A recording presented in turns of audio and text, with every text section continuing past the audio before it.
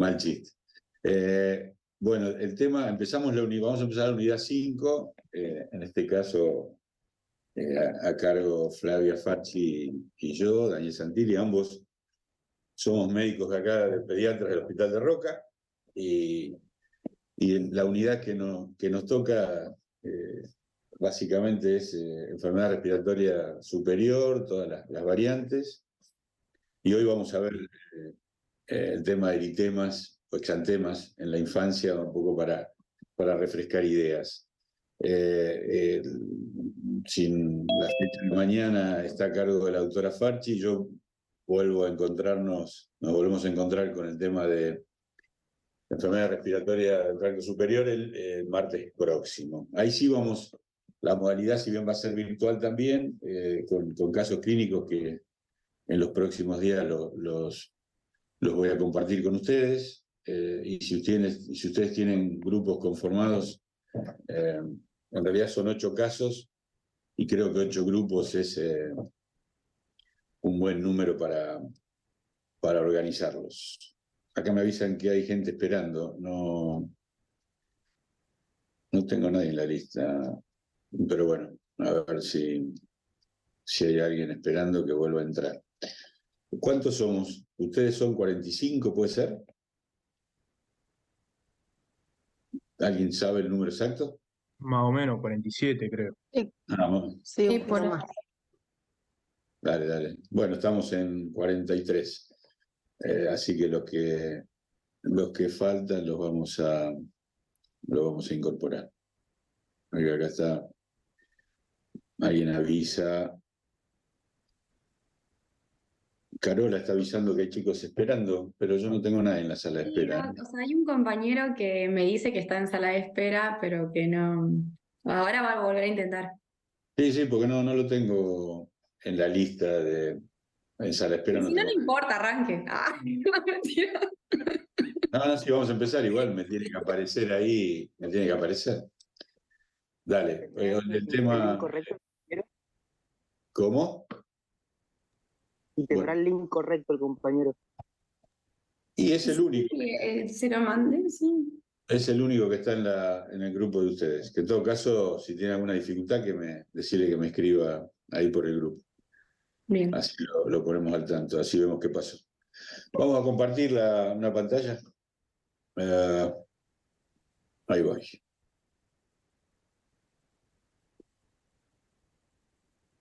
Bueno, me escuchan bien, así que podemos Sí, se escucha perfecto, profe.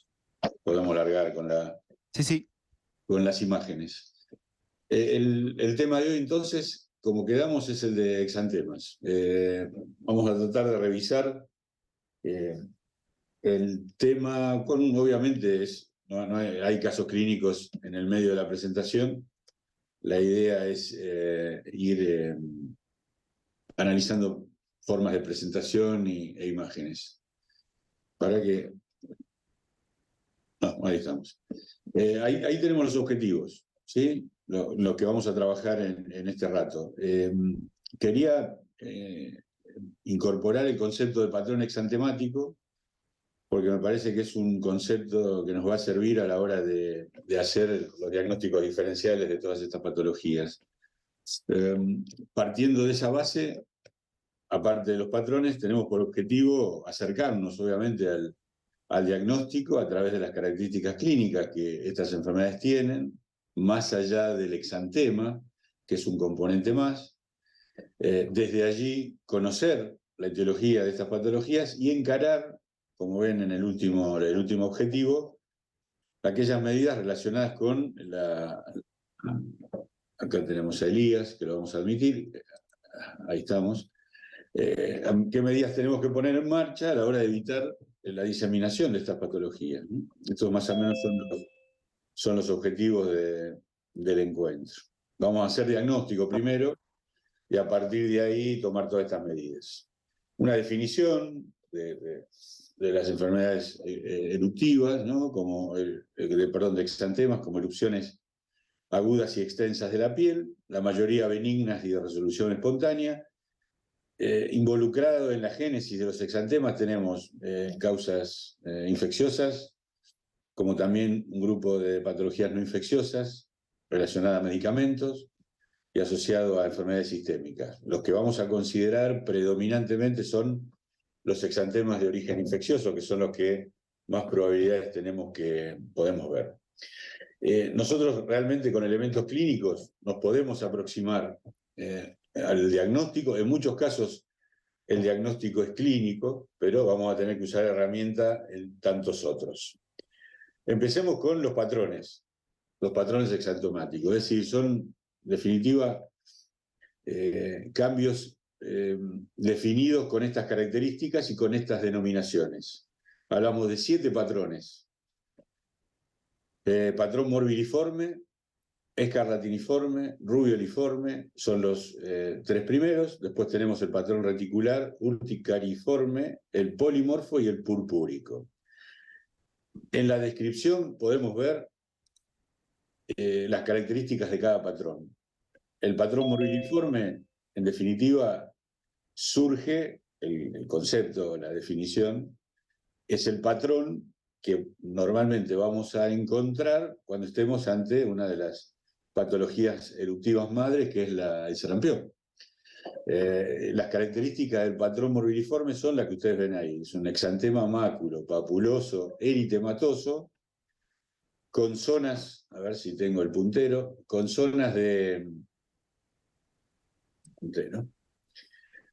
confluencia, como ven acá, piel confluente, las lesiones son confluentes, con zonas de piel sana entre las lesiones maculopapulosas, y si uno palpa el exantema va a ver que es un exantema suave al tacto. Acá no hay ninguna rugosidad.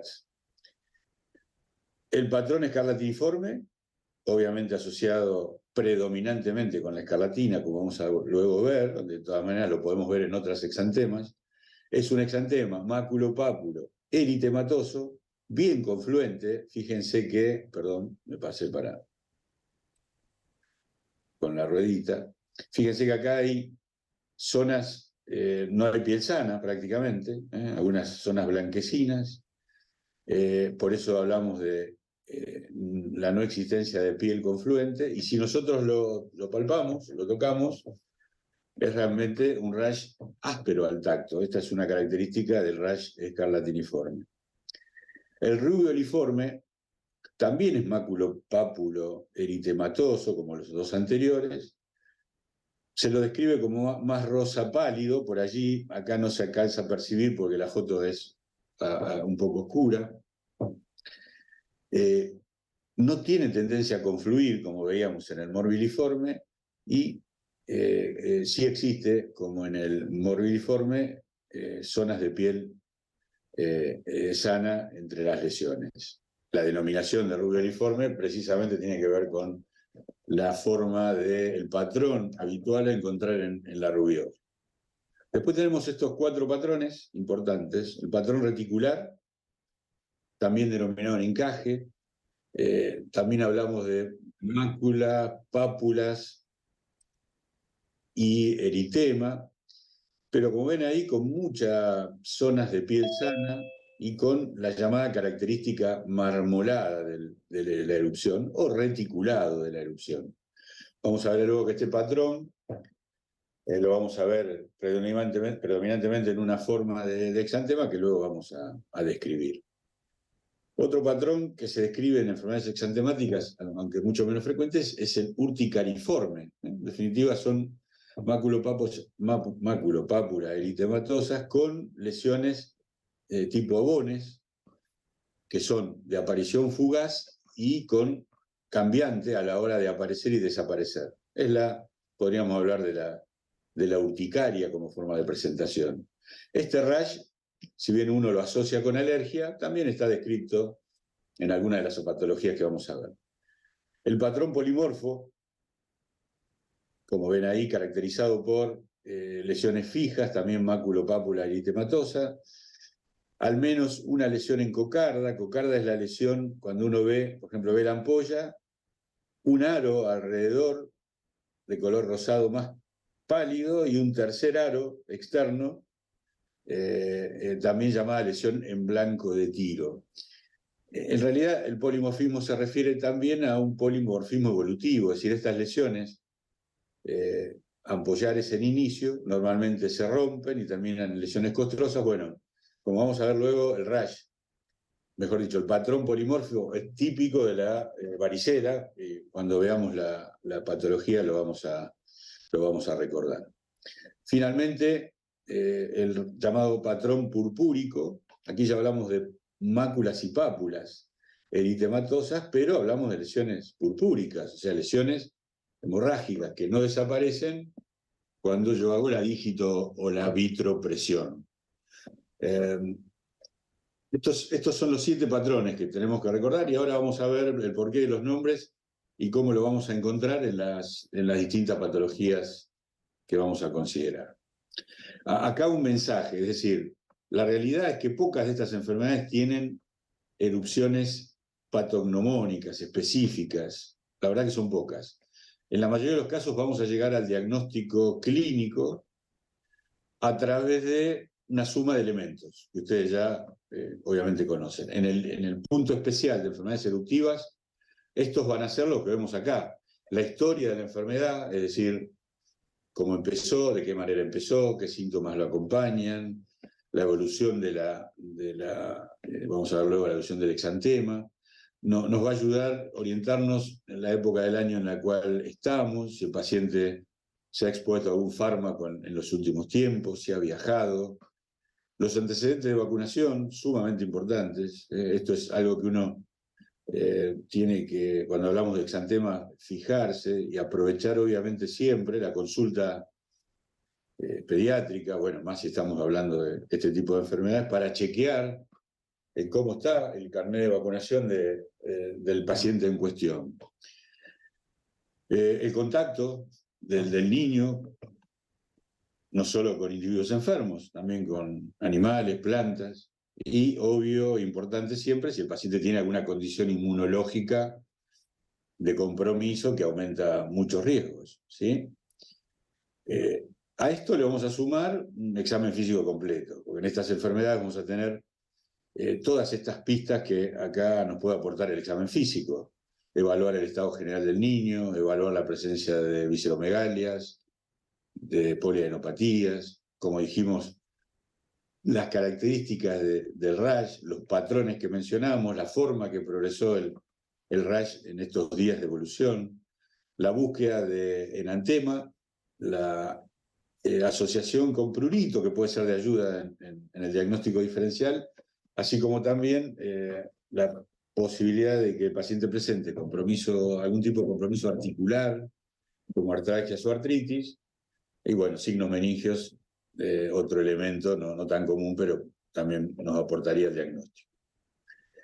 Vamos a meternos de lleno con las que yo, digamos, no vamos a presentar todas, vamos a presentar las que tenemos mayor probabilidad de diagnosticar y diría las más frecuentes a esta altura de la evolución de las exantemas en los chicos. Hay un grupo, ustedes tienen un artículo que habla de exantemas atípicos. Son realmente poco comunes, bastante excepcionales. La Biblia está ofrecida para que ustedes los incorporen y lo tengan en cuenta. Vamos a los bacterianos. Y el bacteriano, en primer lugar, la escarlatina. Bueno, vamos a poner acá, perdón, ya estoy con ustedes. Vamos a venir acá, ahí estamos. La verdad, con altas probabilidades de ver. Bueno, una aclaración. Desde ya que esto, más allá de una presentación, es una charla, así que intervengan, ¿eh? No es necesario esperar hasta el final, porque por ahí uno se olvida de algunas cosas que quiere preguntar, así que si tienen dudas, vayan preguntando, vamos conversando. La escarlatina, asociada, como ven ahí, obviamente al Streptococcus pyogenes o Streptococcus beta-hemolítico grupo A, que produce 3 toxinas responsables de las manifestaciones clínicas de la enfermedad. Esta enfermedad tiene un grupo etario que es el que coincide con el grupo etario de la faringitis, que es el grupo del niño en edad escolar, sobre todo estamos hablando del grupo de 5 a 11 años, pero tengan en cuenta que igual ya a partir de los 3 añitos de edad aparece el estreptococo y la posibilidad de diagnosticar esta enfermedad. Hablamos de un periodo de incubación relativamente corto, de 2 a 5 días, un contagio del estreptococo que se produce 2 días previos al periodo de estado y habitualmente 4 días después si el paciente no es medicado, ¿no? Ahora vamos, eso reduce a solo 24 horas la posibilidad de contagio una vez que el paciente es tratado. Lo característico de la escarlatina es que el paciente empieza con una faringitis asociada a, obviamente, fiebre y rápidamente, alrededor de 12 a 36 horas después, aparece la erupción y algunos otros cambios a nivel de físicos que ayudan al diagnóstico. Los cambios que ayudan al diagnóstico, acá los podemos ver en esta imagen, básicamente son los cambios a nivel facies. En facies se describe la llamada fase de Filatov, que en realidad es eritema facial con palidez peribucal o centrofacial. Se describe cambios a nivel de la lengua, o sea, más allá de los cambios en garganta, los cambios a nivel de lengua son al inicio, pero muy brevemente, una lengua saburral y luego sobreviene la llamada lengua aframbuesada, que es bastante característica del periodo de estado. La erupción encéfalo-caudal, ahí pueden ver en foto las características de la misma. Este claramente es el patrón llamado escarlatiniforme, que aquí lo pueden ver, ¿sí? Hablamos Doctor, Sí, disculpe la interrupción, una pregunta. Me dice entonces que la evolución temporal es cefalocaudal. ¿Eso es durante el periodo de estado o al final de la incubación? al periodo de estado ya se refiere, no, el periodo de estado, lo que estamos hablando de unas cortas horas donde el paciente lo único que tiene se presenta con dolor de garganta, por ejemplo, hinofagia, fiebre, pero es muy breve, es muy corto. Habitualmente el paciente ya consulta con el exantema. El exantema se generaliza rápidamente desde la cabeza hacia los pies, lo hace en 24 o 48 horas. Es muy raro que uno en la progresión vea al paciente en etapa muy inicial, cuando no tenga el exantema, y es la forma de aparición. Rápidamente se generaliza. Van a tener, como ven en la foto, predominio. La verdad que el predominio es en tronco, es un predominio marcado. Hay otros signos que suele haber también afectación de pliegues. Ese es el llamado signo de Pastia. Es otro elemento que también se ve en la enfermedad, pero lo característico es el exantema micropapuloso, el aspecto el áspero al tacto, la famosa lija, cuando uno toca la piel del pacientito, y no pruriginoso, y con esa duración. O sea, si yo lo dejo a la evolución espontánea, normalmente a partir del 4.º día empieza a retroceder el exantema, y retrocede con disminución del eritema y aparece descamación, una descamación bastante gruesa a nivel de tronco y también en colgajos a nivel de manos y pies. No sé si lo que preguntabas está contestado. Sí, doctor, sí. Claro, o sea, céfalo-caudal asociado a faringitis. Lo que es bueno que en escarlatina tenemos, acá sí, tenemos que recurrir al diagnóstico específico. Lo tenemos que hacer, o sea, es obligatorio, si en el medio en el que trabajamos contamos con los instrumentos, realizar métodos de identificación del estrepto, que son básicamente, vamos a ver el martes próximo, el test rápido o el hisopado de Fauces en caso de no contar con ello. Con esto podemos identificar al estrepto en garganta y podemos iniciar tratamiento. Como ven ahí, el tratamiento de elección es la penicilina vía oral durante 10 días. O sea, acá se impone que uno pida siempre se impone que uno pida, ya vamos a ver, hablar de faringitis el martes siguiente, que uno pida test rápido y o hisopado y que uno medique en función de esos resultados. Yo quiero acá mencionar, nada más, porque hoy nos pasó con un pacientito que vimos en consultorio, que acá estamos hablando de la escarlatina como enfermedad producida por el estreptococo y específicamente por los cambios que produce la toxina. Son cambios generales. Fíjense que estamos hablando de una fascie peculiar, como vemos ahí, de un cambios a nivel de la boca, aparte de la faringitis, cuáles los cambios a nivel de la lengua, y un exantema con estas características, aparición cefalocaudal y que se generaliza. Esto es la escarlatina. Otra cosa es, ya también lo vamos a ver el martes pasado, que muchas veces podemos estar ante pacientes, hoy nos pasó, con un paciente con una faringitis eritematosa con fiebre, acompañando al cuadro un rash parcial, en este caso el niño lo tenía a nivel de tronco, con las mismas características. ¿Sí? La presencia de un rash escarlatiniforme asociado a una faringitis estreptocóxica es un marcador, en este caso no de enfermedad escarlatina, sino de un marcador indirecto de que probablemente la faringitis sea producida por el estreptococo piógenes y no sea una faringitis viral. Recuerden, siempre identificado el estrepto, antibióticos de elección siempre la penicilina, salvo en alérgicos. Y recuerden que la etapa de sintomatología y de evicción escolar es normalmente 48 horas. Sí, estaba viendo una pregunta. Sí, sabemos que 24 horas de antibiótico, con 24 horas de antibiótico el paciente deja de contagiar. Por acá tengo en el chat me pregunta, Elías, pregunta si esa toxina es la misma que actúa como superantígeno o es otra toxina. La realidad es que a su vez, lo último que he leído, ustedes saben que tuvimos casos de infecciones severas, estreptococo beta-hemolítico grupo A, se identificó un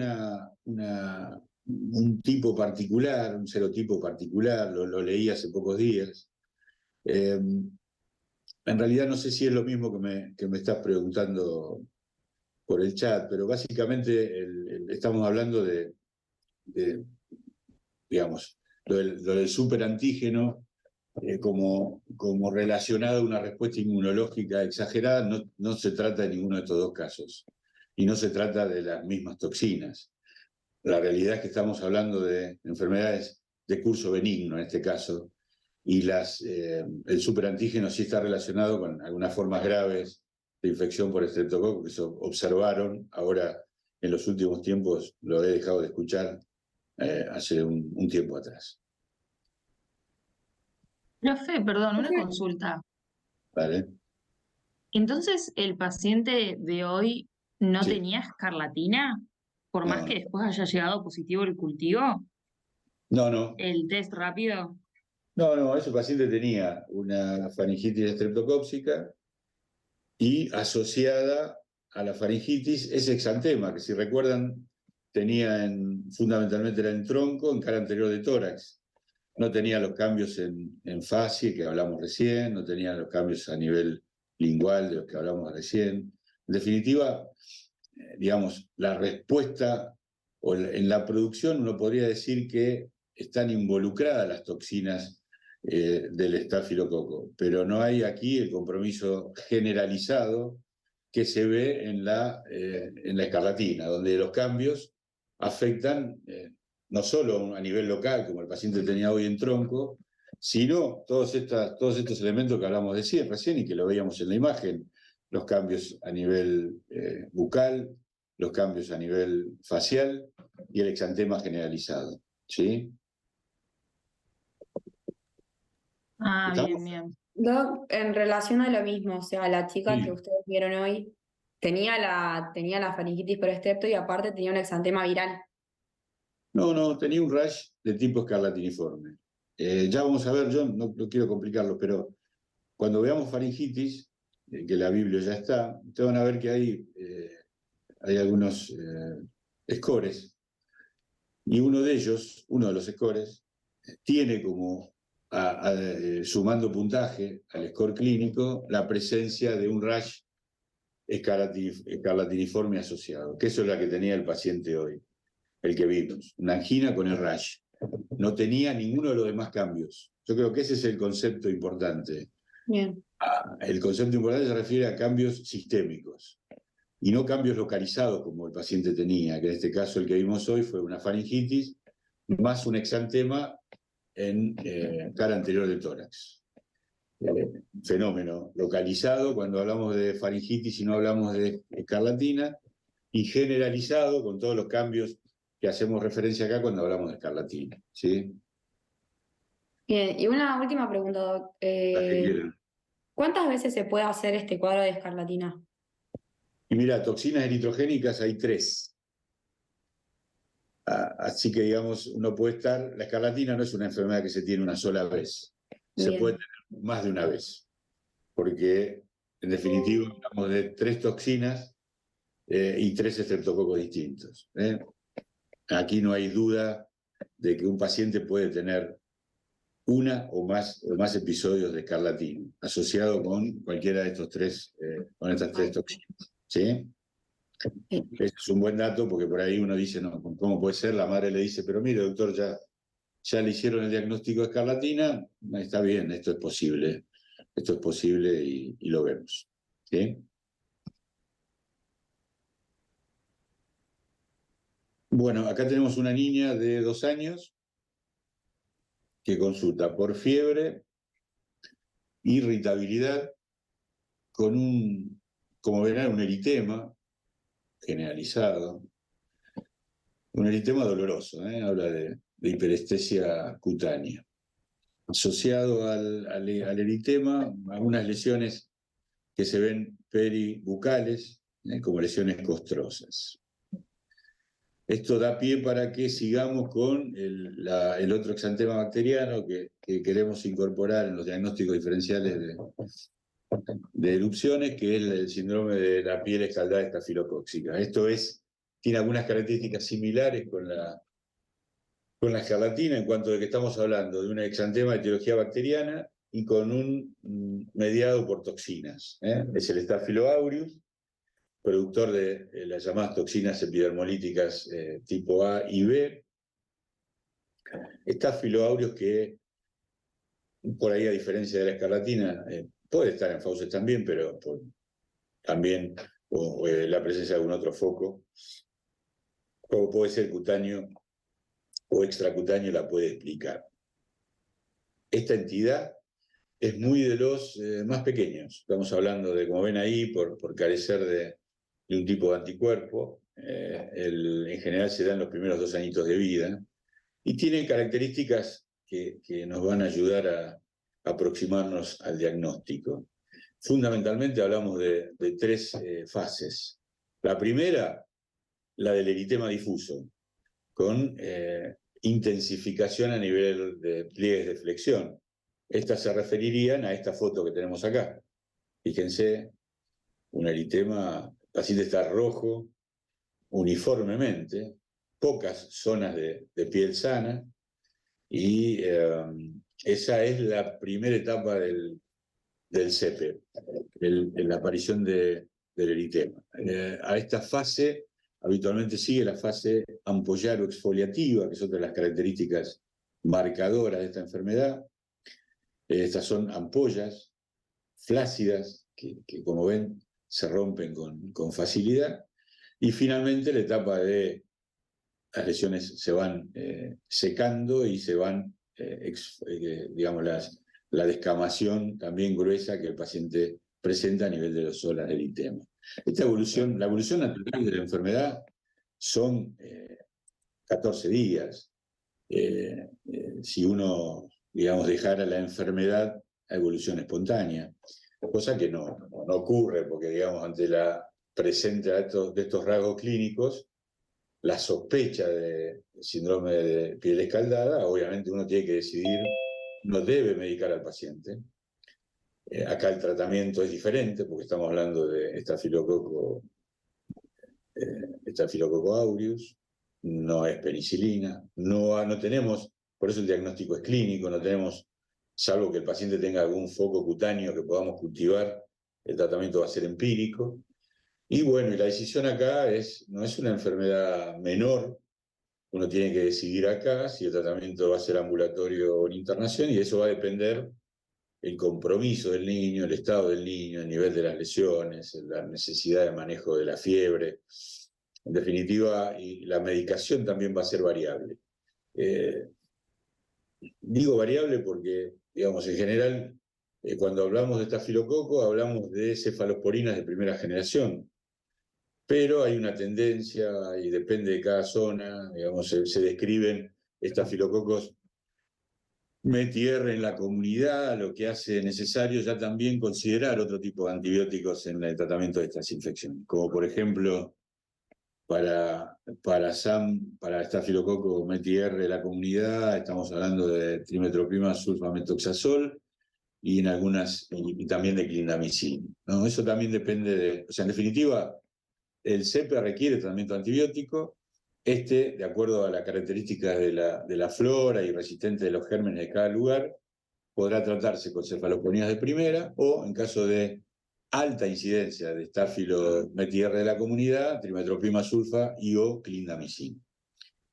Doctor, Sí, por favor. disculpe la interrupción nuevamente. No, por favor.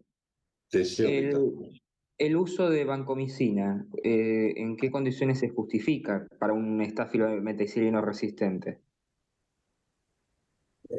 Sí, la banco es una alternativa. En definitiva, hay que considerar que estamos hablando de menores de 2 años, que tenemos que decidir. En definitiva, ahí lo que va, obviamente, vancomicina es sinónimo de internación.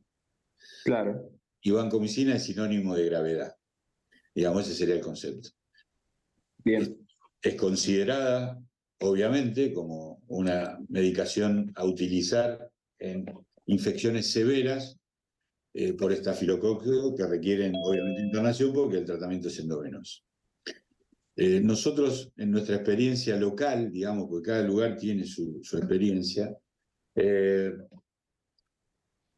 la verdad es que cuando uno tiene que decidir ahí en función de eso la indicación de inicio o no de esa medicación. Los tratamientos empíricos en base a la sensibilidad zonal y también en base a la característica de la condición del paciente. Nosotros, ante sospecha de síndrome de piel escaldada o infecciones por Staphylo METIR, estamos usando para tratamiento endovenoso en general clindamicina, de inicio. Y en función de la evolución, tomamos decisiones en cuanto a su continuidad o en cuanto al uso del mayor espectro, como sería la vancomicina. Y también hemos visto muchos en aquellos casos, no en el CEPE, pero sí en infecciones estafilocóxicas, en las donde pudimos aislar al estáfilo, porque pudimos tomar una muestra, por ejemplo. Por ejemplo, podría ser, por ejemplo, una celulitis abscedada. Hemos tenido también una buena sensibilidad en roca, por lo menos en Río Negro, a la trimetoprim sulfa, que, como saben, está disponible, tanto por vía oral o por vía endovenosa. O sea que, en general, si la condición del paciente es buena, solemos recurrir a estos antibióticos antes de la vancomicina. Pero siempre que se pueda, en el caso de que ya tenga un foco infeccioso identificado, preservar el diagnóstico microbiológico y, digamos, proceder por antibiograma. Totalmente, estoy de acuerdo con vos. Lo que pasa es que en el CEPE normalmente no tenemos esa posibilidad.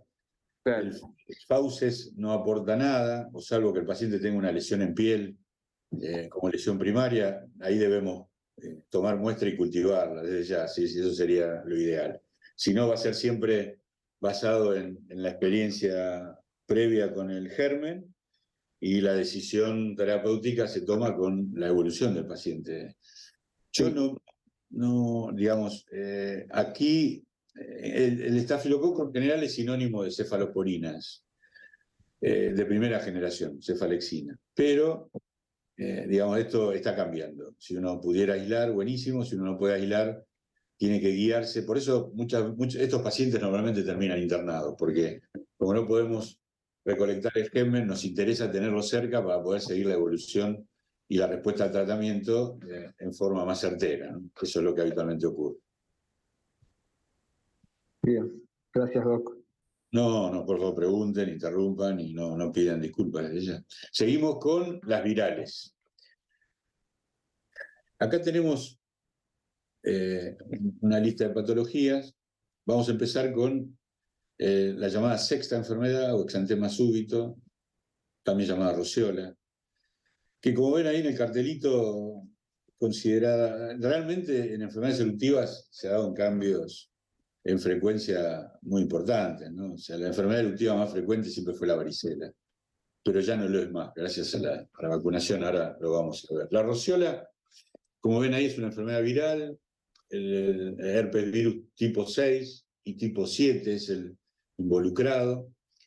Tiene una alta difusión este virus, como ven ahí, si yo hago anticuerpos de los niños a los 2 años de vida, el 100% han tenido contacto con este virus.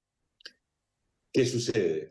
80% son asintomáticas y no todos se expresan con el exantema súbito como expresión clínica, pero en muchos casos sí. ¿Podrían tener fiebre sin foco, profe? ¿Cómo? ¿Podrían tener fiebre sin foco y no presentar exantema? Sí, en la descripción el herpes virus puede dar patología de la vena superior, como cualquier virosis, digamos, estaría dentro del grupo de todas las virosis que pueden dar rinofaringitis. No lo he escuchado asociado con fiebre sin foco. Sí, digo, esto no sé si tendrá que ver, porque la característica que tiene, central, por la cual ustedes van a hacer el diagnóstico, es la fiebre alta como inicio de enfermedad. O sea, el niño normalmente en los primeros días de la enfermedad, de la infección por el herpes, consulta por fiebre.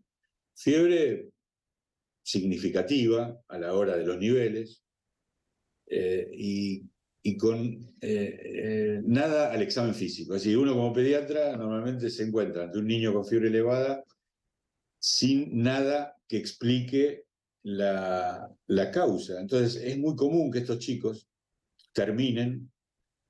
no terminen, sino en el transcurso del seguimiento, uno termina pidiéndole exámenes complementarios, como como ustedes van a ver, que muchas veces se solicita cuando uno está ante un paciente que tiene fiebre y uno no encuentra causa, y mucha angustia, ¿no? De parte de la mamá, uno podría decir que del médico también, porque muchas veces yo siempre le digo a los papás, yo si el paciente tiene fiebre y sé la causa que tiene, ya me quedo tranquilo, digamos, porque sé que si está ante una virosis, no va a haber ningún cambio a la hora de la intervención médica. En cambio, ante la fiebre sin foco, ese periodo de 3 días realmente genera mucha ansiedad, sobre todo a los papás.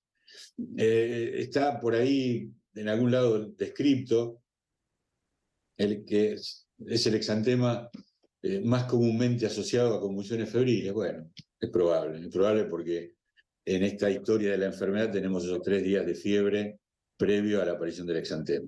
Una vez que aparece el exantema, la fiebre desaparece, es decir, es de 39 grados a 36,5 más el exantema. Eso es característico. Yo la verdad que creo que hay pocas enfermedades que uno puede diagnosticar sin ver al paciente, por teléfono digo yo. Esta es una, porque esta es una característica definitiva. La historia natural de la enfermedad exantema súbito es esta: 3 días de fiebre, aparece el exantema maculopapular, desaparece la fiebre. Ahí no hay que complicarse más, no es necesario pedir ningún tipo de estudio serológico para concluir que el paciente está cursando una sexta enfermedad. ¿Qué pasa con el exantema? El exantema es ese que ven ahí. Fíjense que estamos hablando de un lactante que tiene un exantema, tiene cierto predominio, pero en general es generalizado. Como dice ahí, tronco y cuello, pero en general también en tronco, perdón, el predominio es en cervical, pero normalmente es generalizado. Y una vez que se va la fiebre, realmente el cambio en el niño es ostensible. Si ustedes miran el exantema, máculo papuloso, rosado, con zonas de piel sana, ¿a cuál patrón se parecería de los que hablamos? ¿Morbiliforme? Bien, sí, morbiliforme y o rubioliforme, digamos, ¿no? Porque, digamos, ¿se acuerdan que el rubioliforme era más rosado y tenía zonas de piel sana, bastantes zonas de piel sana, ¿sí? Que se le ven en la imagen, por lo menos en el tronco. Fíjense incluso qué confusional que puede ser la situación, que también es posible que en el exantema súbito encontremos adenomegalias cervicales o posauriculares, que también, como vamos a ver luego, es una característica posible también en la rubiola, ¿sí? Pero ¿qué tenemos acá? Tenemos la cronología, es decir, que no tenemos en la rubiola los 3 días de fiebre, sin foco, y la desaparición de la fiebre cuando aparece la erupción, ¿sí? No se olviden de eso, es característico. Doc, disculpe, ¿síntoma acompañante puede ser la rinofaringitis, como usted dijo?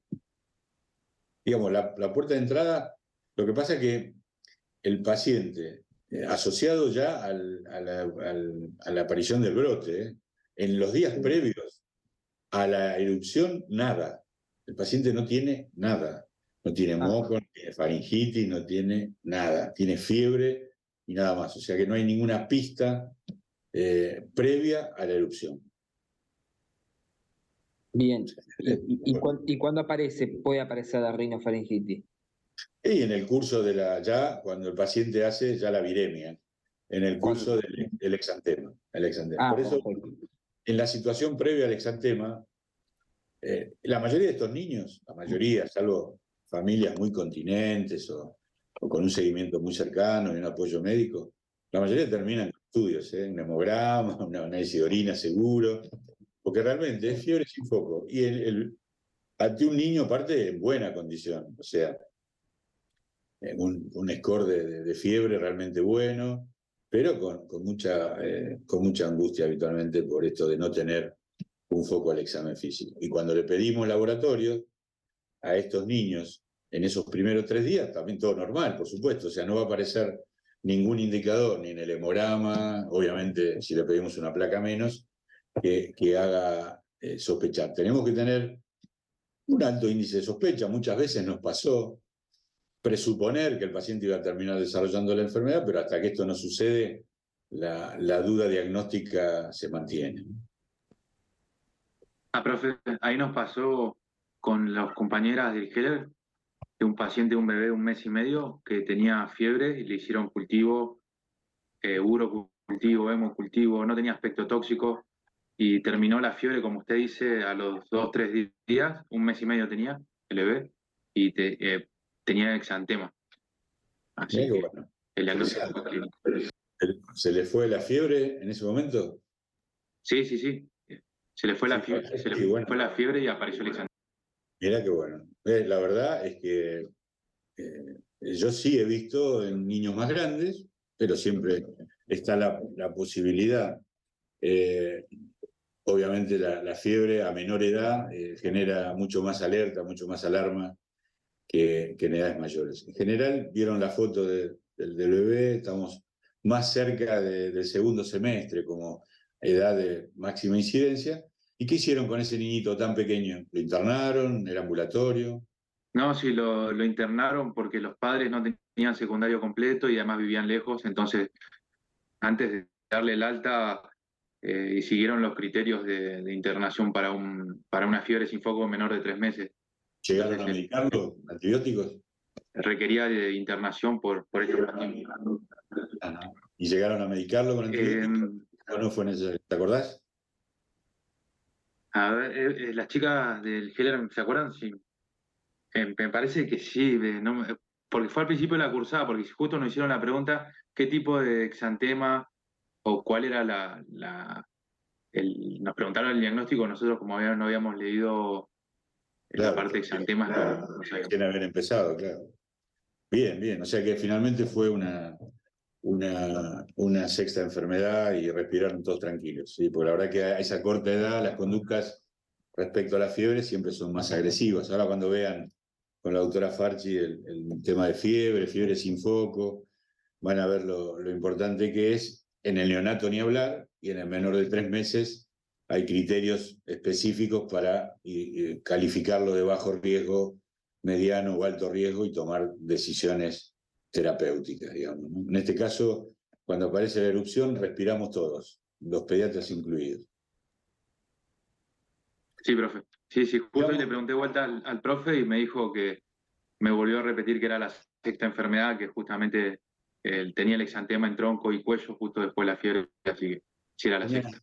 Claro, no te vas a olvidar más del paciente, de los pacientes con esas características. Seguimos con las virales y vamos a ir viendo cuáles son las características de la llamada quinta enfermedad, también llamada megaloeritema, también llamada eritema infeccioso. Como ven ahí, también viral, parvovirus B19. Acá ya aparece una edad diferente, porque estamos hablando de niños en edad escolar, generalmente en el grupo de 5 a 15 años de edad, y tiene la quinta enfermedad características bastante distintivas a la hora de hacer un diagnóstico clínico. A la hora de ver la incidencia invierno-primavera, no varía mucho esto porque por ahí está más relacionada con la época escolar que con la época del año. Tiene una incubación promedio de una semana, un poquito más. No tiene pródromo, o sea, no tener pródromo significa que debuta con la enfermedad exantemática. Directamente la madre viene a consulta por la erupción. Se lo traigo porque se me brotó el nene. Y acá aparecen generalmente, bueno, vamos a ir a las imágenes. Una característica del parvovirus es el signo de las mejillas abofeteadas, como ven en la fase de esa niña, mejillas eritematosas, más el exantema que se generaliza en el curso de los primeros 2 días, que tiene dentro de los patrones exantemáticos. ¿Cuál les parece? Este es el reticulado. Patrón reticulado. Acá hay eritema, acá hay pápulas, acá hay mucha piel sana, interpuesta. Sumado a, como dijimos, la edad del niño, y tiene este exantema otras características que ayudan al diagnóstico del eritema infeccioso, que son las variaciones que el exantema tiene. Primero, dura 4 semanas aproximadamente la erupción. Importante saber que apenas cuando aparece el exantema, el pacientito deja de contagiar. O sea que, a diferencia de otras eruptivas, como vamos a ver luego. Y que el exantema tiene variaciones relacionadas con factores, como ven ahí, como cambios de temperatura corporal, con el ejercicio, con el estrés, con la exposición al sol. Es decir, va sufriendo atenuaciones e incrementos de la erupción en función de estos factores que pueden ayudar. Recordamos entonces la edad, recordamos el patrón reticular, los cambios a nivel facial, las exacerbaciones y atenuaciones del exantema, y en ocasiones otros elementos que nos pueden ayudar son la presencia de artritis, como algo no común, excepcional, la aparición de una anemia transitoria y autolimitada en estos pacientes también se puede ver, y digamos que en general el diagnóstico es clínico, salvo que, no sé, por ejemplo, el paciente desarrolle una anemia muy severa y uno quiera especificar o llegar a un diagnóstico más puntual, ahí uno puede recurrir al diagnóstico serológico. Pero si no es clínico, la verdad que el megaloeritema tiene características o patrones bien definidos, o sea, a la hora de, como habíamos visto en la foto, tener el tipo de erupción, la edad de afectación y las modificaciones del rash a lo largo de esas 4 semanas. Pocas enfermedades eruptivas provocan erupciones tan prolongadas. Como vieron hasta ahora, no vimos ninguna. Esta sería la primera de la cual hablamos de una erupción de tiempo prolongado. Así que esa es otra pista importante a tener en cuenta. ¿Alguna pregunta de esto? No es tan común, pero... ¿Cuántas semanas son las que uno aproximadamente considera que desaparezca el megaloeritema? 3 a 4 semanas más o menos es la duración total de la enfermedad y, como decíamos, no contagia, así que en un punto saber que si la condición del paciente es buena, cosa que habitualmente sucede, uno no tiene que sacarlo de la escuela por más tiempo, más que los síntomas iniciales, ¿sí? No es contagioso, entonces no es necesaria la evicción escolar, ¿sí? ¿Profe, se le da algún tipo de tratamiento? No, normalmente no. No es una erupción pruriginosa. No, los cuidados de piel normales, pero no requieren medicación. Como decimos ya en periodo de estado, lo único que tenemos es la erupción. De todas maneras es importante hacer el diagnóstico, ¿no? El diagnóstico diferencial, porque la verdad que imaginarse todas las posibilidades de tratamiento que pueden aparecer en el medio, si uno no tiene claro que la enfermedad es el megaloeritema y que no requiere medicación. Ni tampoco que lo saquen de la escuela. Esa es otra cosa que a veces es difícil de lograr, porque ante una enfermedad eruptiva, lo primero que les sugieren a los papás es que no lo lleven a la escuela hasta que se resuelva la erupción. Y en este caso no es necesario porque no hay contagio en esa época, ¿no?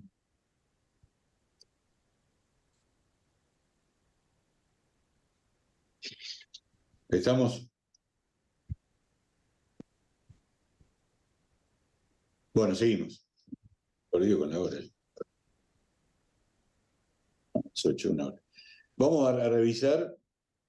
La verdad que estas enfermedades, por suerte, no las estamos viendo, pero digamos que la realidad es que hay, mientras nosotros mantengamos buenos niveles de vacunación contra rubiola y sarampión, obviamente no vamos a tener la chance de ver ninguna de estas enfermedades. De todas maneras, el alerta debe ser permanente, hay que estar siempre atento a la posibilidad de cualquiera de estas enfermedades, que son enfermedades de denuncia obligatoria, en las que sí tenemos que realizar confirmación de la patología si la sospechamos. Por eso es importante que revisemos brevemente cómo se presentan estas dos enfermedades. Respecto a rubiola, digamos, lo que podemos mencionar, como ven ahí, bueno, es también un tema de etiología viral. Respecto a la edad de afectación, obviamente esto va variando con la edad. Lo que sucedió en los últimos cuadros que se estuvieron dando es que a raíz de la vacunación y la no vacunación de adolescentes a adultos jóvenes, hubo en un momento un desplazamiento a estas edades. Tiene un periodo de incubación que no cambia decisiones diagnósticas, de 2 a 3 semanas. Y lo importante de la rubiola es que tiene poco compromiso del estado general. Esa es la gran diferencia que vamos a ver con sarampión. Prácticamente el paciente no tiene fiebre y una buena condición clínica, como lo vamos a poder ver acá, en esta foto, por ejemplo. O sea, si uno dice que estos niños se ven en buen estado general, se los ve muy alertas, se los ve tranquilos, se los ve relajados, interactuando con el medio, muy atentos, muy alertas. O sea, en una condición general, fíjense que no hay congestión, conjuntivitis, el famoso triple catarro, que ahora lo vamos a ver sí en sarampión. Y una erupción rubioliforme. Esta es la erupción rubioliforme. Fíjense, pápulo, máculas rosadas, no confluentes, mucha piel sana, en un niño en muy buena condición. Esa es característica es una característica de la rubiola. Esa imagen no se la olviden. Tiene un periodo de contagio que sí hay que conocer, como verán ahí, de 7 días para atrás y 7 días para adelante. Tiene la distribución cefalocaudal, tiene una duración del rash de alrededor de 4 días y una asociación bastante frecuente, que es la presencia de adenomegalias, típicamente la posauricular y occipital, en un niño con bajo o poco compromiso. ¿Cuál es el gran problema de la rubiola? Que si tenemos rubiola, podemos tener rubiola congénita. O sea, realmente la rubiola en los niños es una enfermedad que pasa sin ninguna complicación habitualmente. Pero si tenemos rubiola en la comunidad, podemos tener casos de rubiola congénita. Nos consideramos desde el 2015, si no me equivoco, libres. En las Américas se consideran libres y la verdad que se ha mantenido libre de rubiola. Esto es, cotidianamente en el boletín epidemiológico del Ministerio de Salud se vigila esta situación, ya que como dijimos es una enfermedad de denuncia obligatoria. Entonces si hubiera casos en el país aparecerían en el boletín epidemiológico nacional. Nosotros, si sospechamos rubiola, tenemos que llenar una planilla de denuncia obligatoria y proceder a hacer una identificación definitiva de la situación. No nos podemos quedar con el diagnóstico clínico. Normalmente se puede recurrir a diversas formas de diagnóstico. La más tradicional y la más disponible en general en todos lados es la serología. O sea, yo le tengo que pedir anticuerpos tipo IgM, que son los que aparecen, como ven acá, en forma inmediata al inicio del exantema, alcanzando el pico más alto alrededor del séptimo día. Como sabemos, el IgM es diagnóstico de infección aguda, y si no, tenemos que recurrir a la IgG como diagnóstico también rápido, pero lo que hay que, cuando dosamos IgG, normalmente tenemos que parear 2 muestras, ya que es posible que la IgG sea nada más que un recuerdo de una infección previa. Eso es lo que hacemos como serología. Podemos también recurrir a PCR, identificación de virus, a través de tomas, como ven ahí, de aspirado nasofaríngeo, de hisopado orofaríngeo, también se puede encontrar en orina. Lo que sucede es que son procedimientos que no están tan disponibles como las serologías.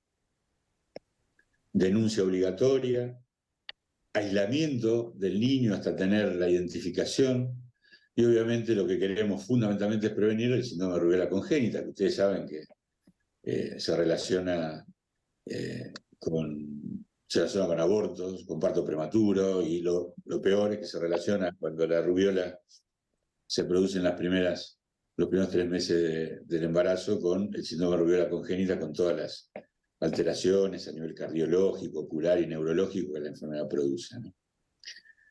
Por eso ténganla en presente. Yo acá lo que remarco siempre es un niño en muy buena condición, con un exantema rubioliforme, con baja fiebre, con elementos de benignidad, pero realmente con la necesidad de estar siempre atento a esa probabilidad. Hasta ahora dijimos que, por lo que vimos, ciertas similitudes tenemos con la sexta enfermedad. Vuelvo a recordarles que en la sexta lo que importa es la historia natural de la enfermedad, con esos 3 días de fiebre, que acá en rubiola no lo vamos a tener, ¿sí? En este caso de rubiola, o sea, tendría febrícula nada más, no fiebre, digamos. Consultaría solamente cuando ya tiene el exantema y ahí preguntarle si estuvo en contacto con embarazadas. En este caso sí, en general el paciente se presenta, el foco en puerta de entrada es respiratoria. Entonces el paciente tiene pocas horas donde tiene un resfrío, una rinofaringitis, y en pocas horas la erupción. O sea que cuando el paciente se presenta, se va a presentar con una rinitis leve, con baja fiebre, como decís vos, pero acompañando al foco viral y la erupción concomitante, con la posibilidad de que la fiebre en ese caso dure, una vez el brotado del paciente, unas horas más, unos días más. O sea, acá coincide, hay un pequeño pródromo de resfrío, a diferencia de la sexta, donde no había nada, había solo fiebre. Claro, en la sexta era, o sea, en realidad en la sexta tenía la fiebre y cuando se iba la fiebre venía el exantema, ¿o no? Claro, solo fiebre por 3 días, sin foco al examen. No, este inicia con una rinofaringitis, corta duración, baja fiebre, con buen estado, y aparece el rash. Enseguida. enseguida. Y es habitual incluso que la fiebre se mantenga por 1 o 2 días más, cosa que no sucede en la sexta, que apenas se brota, la fiebre, ¿cómo se decía? En lisis y en crisis eran las dos maneras de descenso de la fiebre. Y Doc, ¿por cuánto tiempo lo aislás a este chico? En rubiola 7 días. En rubiola la etapa de contagio de 7 días una vez que el paciente se brota. Después del exantema, bien. Sí, 7 días. En sarampión es un poco más cortito, pero en rubiola, perdón que voy pasando, pero quería confirmarte esto. Sí, 7 días antes, 7 días después del exantema. Bien, una condición que explica que muchas de estas enfermedades virales en general no se dan en chicos, este caso que planteó el compañero de 1 mes y medio, en general es raro, porque es una etapa del primer año de vida donde el lactante tiene la protección de los anticuerpos de la mamá. Entonces, anticuerpos que nos están replicando la historia de contactos de esa mamá con estas enfermedades, y como vieron, el contacto del herpes virus llegaba al 100% en los 2 años de vida. O sea, en general son mamás que tienen anticuerpos protectores, que pasan al bebé a través de la placenta y que después, a lo largo de los meses, al ir decayendo, disminuyendo, hacen que aparezcan estas enfermedades porque el niño pierde la protección, ¿sí? Por eso es más raro que estas enfermedades se den en el primer trimestre, obviamente posible, como vieron con el caso que recién me contaron, pero mucho menos frecuente, mucho más raro. Esto nos sucedió con la otra enfermedad, la enfermedad madre de los exantemas, que es el sarampión. Esta es una característica también del sarampión. El sarampión exige, digamos, si sarampión y rubiola están en vigilancia permanente, en el caso de rubiola es por la rubiola congénita. En el caso del sarampión, porque es una enfermedad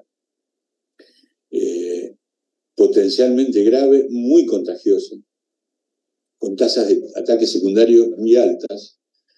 Entonces, si hay susceptibles, esos susceptibles sí o sí se van a contagiar. Y estamos hablando de una enfermedad con un compromiso general mayor y con una mayor probabilidad de complicaciones, cosa que de la cual no estamos hablando, no hablamos en la rubiola.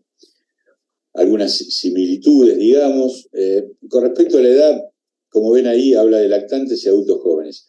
Esta es una condición, cuando hablamos de lactante, hablamos de ese grupo de chicos que pierden anticuerpos maternos a partir de los 6 meses, entonces ahí se tornan susceptibles y ahora les voy a mencionar los casos que tuvimos 2019 y 2020. Tuvimos un solo fallecido y fue un niñito de 8 meses, precisamente justo en la edad donde se contagia, adquirió sarampión por pérdida de los anticuerpos maternos y una edad de mayor riesgo en relación al chico de mayor edad, ya vacunado incluso. El sarampión tiene un periodo de incubación un poco más corto que la rubiola, y hay formas clínicas. Digamos, es verdad que hay distintas formas, típico, atípico, modificado. La presentación que debemos conocer y que es la habitual es la típica. La típica tiene estas características marcadoras: un pródromo muy intenso.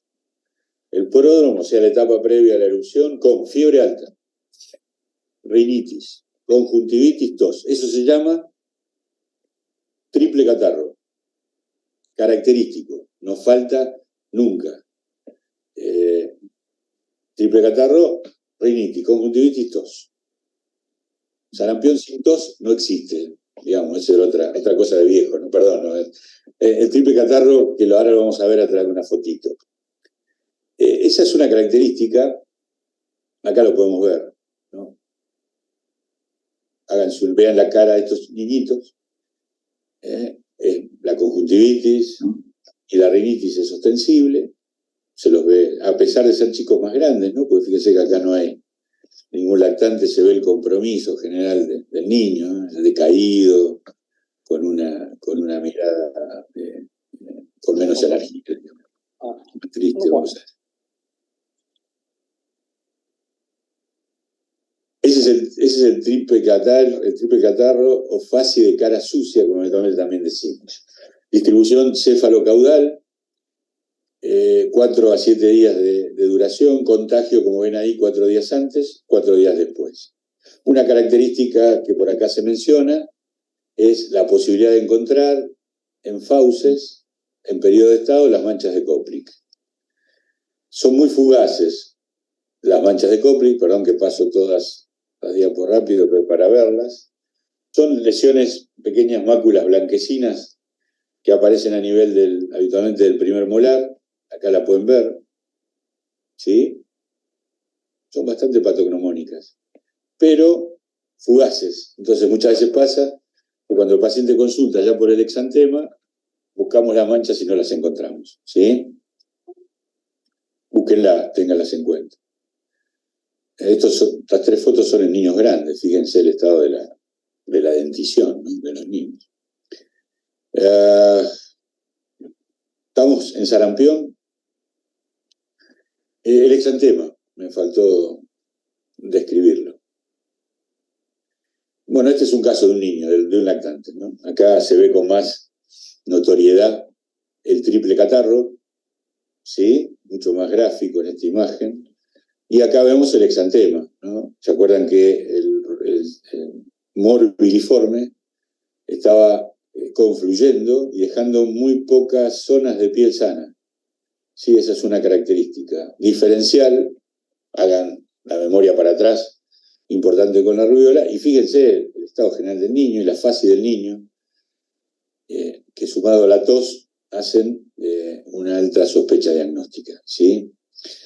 En el sarampión también tenemos que denunciar el caso, tenemos que identificarlo 100% a través de identificación del virus, ya sea indirecta o directa. En este caso, este niño, en este niño hablamos de serología positiva, en este caso IgG, valores altos, con esta cantidad de signos clínicos, ¿sí? No se los olviden. Doc, consulta, ¿cuándo era el periodo de contagio? O sea, que el paciente pueda contagiar. 4 días antes de la erupción y 4 después. Una vez que se brota, 4 días de aislamiento del paciente y medidas. Cuando hay un caso sospechoso hay que no solo aislar al paciente, sino empezar a analizar los contactos del paciente, ver con quiénes estuvo, la condición inmunológica de cada uno, la posibilidad de vacunar, la posibilidad de usar gamma-globulina y demás. Nosotros tuvimos en Argentina, bueno, como ven acá, dijimos que a diferencia de rubiola, acá hay riesgos, ¿no? Estamos hablando de complicaciones, poblaciones de más riesgo, como son los niños menores de 5 años, la condición socioeconómica desfavorable, la desnutrición, déficit de vitamina A, por suerte mucho más raro, inmunodeprimidos, en este caso infectados por VIH, obviamente cualquier condición, inmunodepresión e infección viral no se llevan para nada bien. La identificación, hacemos notificación, la mayoría de las veces usamos las muestras de sorología, como vimos en las curvas. También se puede recurrir a las pruebas de PCR para identificación de virus, en los mismos lugares que vimos en rubiola. Aspirado, nasofaringio, hisopado, orofaringio, o inclusive también en muestra de orina. Esta no se asocia con defectos congénitos, sí la rubiola. Nosotros en Argentina tuvimos esto. Hasta 2019 habíamos tenido algunos casitos importados, pero del 2019, perdón, que fue semana 33 hasta la 23, tuvimos un brote realmente de sarampión autóctono, o sea, no eran casos importados. Tuvimos en Argentina 176 casos.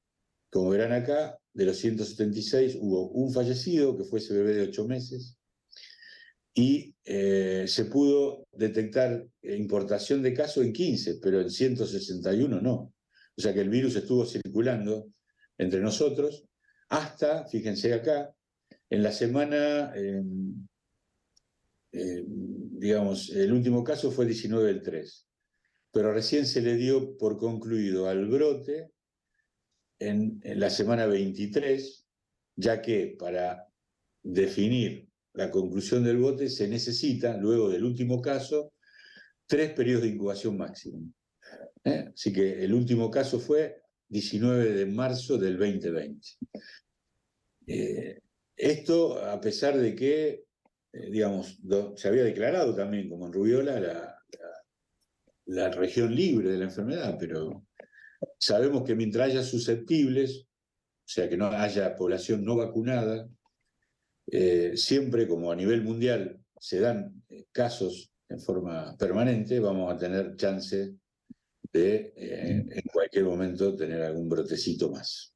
El brote este del 2020 se limitó a Capital y Gran Buenos Aires. Realmente no tuvimos casos nosotros en la zona, por lo menos que se hayan confirmado y diagnosticado, por suerte, porque bueno, en las historias epidémicas de tiempo atrás se habla del número de casos realmente inusitados. Ahora estamos todos un poco alarmados, porque no sé si escucharon, creo que sí, que tuvimos con relación a la pandemia bajas en coberturas de vacunación, que explica la posibilidad de que tengamos población susceptible. Así que no se olviden de tratar de chequear siempre que puedan carnet de vacunación en cualquier instancia de aprendizaje y atención, y eso es una manera activa de ir poniéndose a tono con la situación de vacunación de nuestros niños. ¿Sí? Bien. Avanzamos un poquitito más, estamos bien en el tiempo, calculo que no se va a hacer inusitadamente largo. De Epstein-Barr vamos a mencionar algunas características. Bueno, enfermedad que ustedes conocen, un virus muy difundido, en general responsable de enfermedades autolimitadas. También, como ven en la presentación, está asociado con algunas malignas, pero acá lo que interesa en relación a Epstein-Barr es la relación que el virus tiene con la enfermedad exantemática, digamos, que se da en un porcentaje aproximadamente del 15%. Tenemos, como ven ahí, 3 formas clínicas: el exantema que se puede presentar en la mononucleosis infecciosa, el llamado exantema sinérgico, y hay un grupo de exantemas que estaría dentro de las enfermedades exantemáticas atípicas, como son el Giannotti-Crosty y el eritema polimorfo, en donde el virus de Epstein-Barr parece tener participación. Pero por eso se los llama exantemas multietiológicos, porque no solo suele ser el Epstein-Barr el único virus involucrado. Características de la mononucleosis. La enfermedad clásica que ustedes conocen: faringitis, poliadenopatía, fiebre, visceromegalias, son las características básicas de la enfermedad. No es una enfermedad, es una enfermedad del niño mayor, de edad escolar y adolescencia.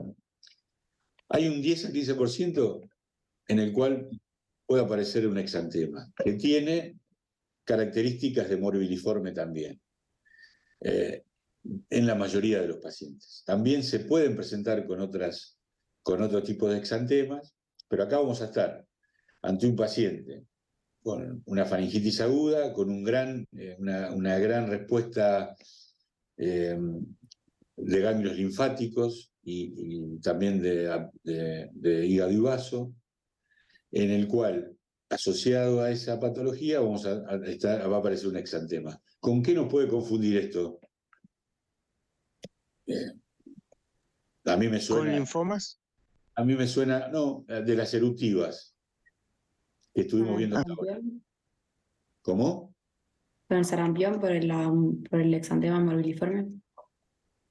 Bueno, Por el dato. exantema. Sí, lo que Con pasa es que ¿La puede confundir con el Streptococcus pyogenes? claro, la escarlatina, porque estamos en un paciente que tiene una angina, que tiene megalias, que tiene fiebre. Esos 3 elementos nos pueden orientar. Obvio que, como ya sabemos, a este niño con faringitis le vamos a pedir un test rápido o un hisopado. Si tenemos un test rápido nos va a dar negativo. Eso está bueno. De hecho, tuvimos un paciente así en el consultorio, yo dije el SGA, porque tuvimos un paciente de con esta clínica, ya había pasado, no le habíamos detectado una placa única que tenía en orofaringe, porque había venido varios días, ¿no? Vino por guardia, después control, bueno. En el primer contacto no la habíamos visto esa placa, se la vimos después de los 5 o 6 días, entonces bueno, ya como había pasado el tiempo para medicar, para hacer, digamos, tratamiento de SGA. Entonces, se le hizo el hisopado de fauces, se mandó a cultivar, bueno, al final dio negativo, así que quedó como una posible mononucleosis infecciosa. Obviamente no se hizo el serológico de Epstein-Barr ni nada de eso, pero digamos, tuvimos ese debate etiológico. Claro, sí, también es verdad. Y cuando hablamos de definitiva, lo que uno puede decir en ese paciente es que la faringitis probablemente era viral y dentro de las posibles causas virales está la MI. En ese caso, hay laboratorio que te puede ayudar. El laboratorio, no sé si recuerdan, en la mononucleosis tenemos una linfomonocitosis bastante característica. Y en muchos chicos, a pesar de estar asintomáticos, podemos corroborar o encontrar también aumento de las transaminasas, en valores de 3 o 4 veces el normal, si uno no dispone de métodos de diagnóstico. Está bueno. Yo... sí, nosotros lo hicimos porque, digamos, ya estaba en fase casi, cuando vino la tercera vez. Habían pasado varios días, claro. Claro, por eso. Claro, porque Pero, el hisopado les tardó, no sé, 3, 4 días, le habrá tardado un poco más. claro, tal cual. No tenían el test rápido. Se le aplicó antibiótico-terapia tardía como preventivo de que no me haga un compromiso renal post-estreptocócico. Pero Lo medicaron, me decías. claro, pero después cuando vino negativo el hisopado, se le quitó la antibiótico-terapia. Así que, nada. Eso está perfecto. En el caso de la mononucleosis, podemos tener al paciente con estos signos, síntomas, podemos pedir el laboratorio, pero hay un 10-15% que se brota. Y en la erupción, tengo una imagen por ahí, pero por otro caso, la erupción tiene estas características. O sea, por eso hablamos de morbilliforme. Maculopápula, eritema, confluencia en sectores, se ve acá. O sea que como características, la verdad, si no tuviéramos en cuenta todo lo demás, podríamos confundirlo. La erupción sí es bien diferente a la escarlatina, ¿sí? ¿Se acuerdan la imagen? Este es la piel lisa con eritema y confluencias. ¿Se acuerdan que en la escarlatina, piel de lija, áspera, bien confluente, micropápulas, de predominio en el tronco? Hay otra entidad. Una pregunta. Sí, por favor. ¿No era que igual en mononucleosis que el rash les aparecía solamente como reacción a la amoxicilina o puede aparecer el rash sin que le des la amoxicilina? Vuelvo para atrás y te muestro que hablamos de 3 formas clínicas. Uno es el exantema propio de la mononucleosis. ¿Esto qué es? El paciente con mononucleosis, 10-15% tienen el brote, no reciben antibióticos. La otra forma de presentación es esta, el llamado exantema sinérgico. Fíjense el caso, paciente de 7 años, consulta por fiebre. Tiene dolor de garganta, 24 horas de evolución. Más o menos parecido casi a... el compañero que lo comentó recién, no lo medicaron, pero no se brotó. A esta paciente le hacen el hisopado y deciden medicarla. Le ponen antibiótico. ¿Por qué? Decidieron medicarla, no esperar el hisopado. Se brotó. Empezó con la amoxi, le dieron amoxi. No estoy muy de acuerdo con eso, pero no importa, ya lo vamos a conversar el martes. Y a las 48 horas vuelve, y esa era la foto que les mostré, porque tiene un exantema pruriginoso.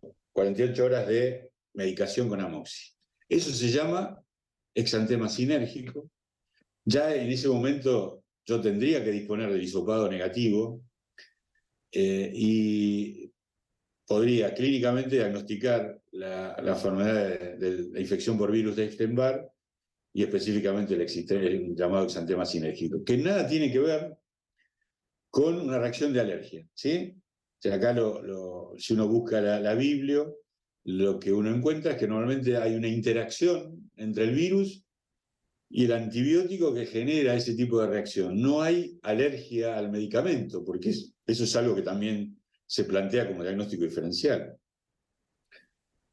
Venía con una angina, le mediqué con antibióticos, se brotó, su hija es alérgica a la amoxicilina. No, acá yo voy a tener, en el momento que el paciente consulta, voy a tener el hisopado. A las 48 horas normalmente tenemos el resultado. El resultado del hisopado va a ser negativo y yo estoy autorizado totalmente a hacer el diagnóstico de exantema sinérgico y suspender el antibiótico.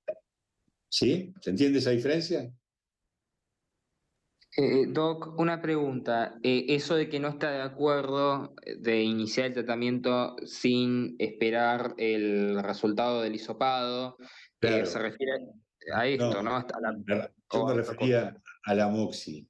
Justo hoy tuvimos con sus compañeros estuvimos charlando del tema ¿no? De antibióticos de elección en faringitis.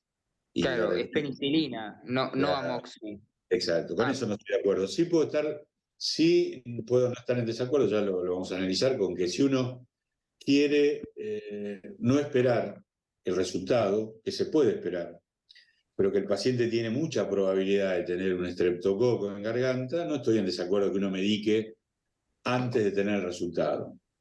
Claro. En eso no estoy en desacuerdo, ustedes lo hicieron, y después cuando ya te viene el resultado negativo lo suspendés, pero no con amoxi. No con amoxi. Entonces, que quede claro Amoxi es lo más popular, digamos, es como que se da en todos lados. No, estoy de acuerdo con eso también. Hoy aclarábamos por qué no amoxi, ¿no? Para faringitis. La peni, siempre el estrepto es sensible a la peni, no hay resistencia. Bien. Y la amoxi o la AMPI son antibióticos que la verdad que estamos usando más cuando queremos coberturas para neumococos y hemófilus. Entonces acá el neumococo y el hemófilus en faringitis no existe el estreptococo.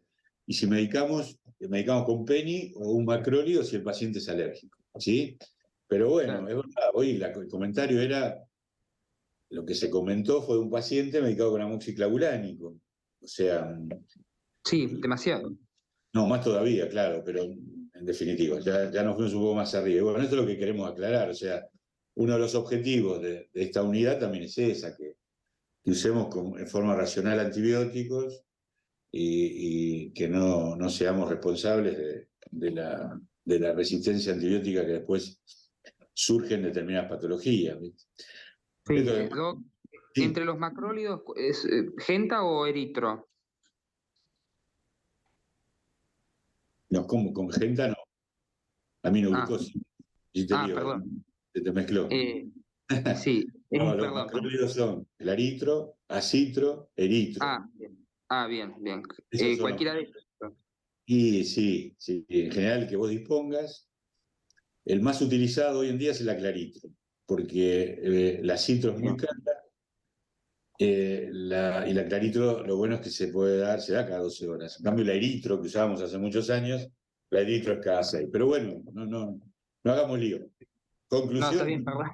Sí, todavía no estamos bien. Ya lo del martes lo vamos a ver. La MI, la mononucleosis, tiene un 15% un exantema acompañante, como forma del cuadro clínico. Después, nosotros podemos desencadenar el exantema sinérgico, sea una faringitis por estreptococo, por Epstein-Barr, la medicamos con antibióticos. Y fundamentalmente está descrito para amoxicilina. Sí, son dos entidades bien distintas. Para la compañera que preguntó, ¿queda claro ese concepto? Sí. Sí, profe, ahora sí entendí. Genial. Bueno. Genial. Seguimos con varicela. Varicela era de las exantemáticas la que más veíamos y la que más veían ustedes. Gracias a la vacunación, toda esta realidad cambió. Y muchas de las cosas que revisamos acá, bueno, Lo que tiene la varicela es que tiene mucha alta contagiosidad. Como ven ahí, tasa de ataque secundario 90%. ¿Qué significa eso? Que si yo tengo un paciente con varicela y alrededor tengo pacientes no protegidos, el 90% de esos contactos se van a enfermar. Muy contagioso. Como ven ahí, es por gotitas de flush o por contacto con las ampollas que tienen virus en presencia. Y con respecto a la edad, bueno, lo que hubo ahora, cuando hablamos de ese 90% menor de 15, es que si yo a los 15 años le saco sangre a los pacientitos y le mando a hacer serología, el 90% tiene anticuerpos. En un momento era por la enfermedad natural, pero bueno, ahora por vacuna también, ¿sí? O sea que se llega a esa edad protegidos. ¿Qué estamos viendo actualmente? Que estamos viendo varicela en chicos mayores, estamos hablando de chicos de 10 años para arriba, o sea, se ha trasladado a edades mayores, ¿por qué? Porque se ha trasladado a individuos no vacunados, no inmunizados, digamos, susceptibles. O sea, los susceptibles quedan en ese grupo de edad. ¿Puede haber no susceptibles no vacunados? Sí, porque por ahí tuvieron contacto con la varicela en edades previas, ¿sí? Pero lo que sí estamos viendo es eso, un desplazamiento de los casos en niños de mayor edad. Cosa que, ojo con eso, porque en general la varicela en mayores de 12 años adquiere características de enfermedad más agresiva y con mayor incidencia de complicación. Un pródromo que no existe, o sea, el paciente consulta por la erupción. La erupción empieza del cuero cabelludo, distribución cefalocaudal, con distinta intensidad. Lo que tiene la varicela es que el virus se localiza en vía aérea superior y hace viremias. Normalmente son alrededor de 3 o 4 viremias en los primeros 3 o 4 días. Durante las viremias, el virus se localiza en la piel. Le aparece la lesión inicial, que es la mácula, que va a pápula, que va a vesícula, que puede ir a pústula o no y que finalmente termina en costra.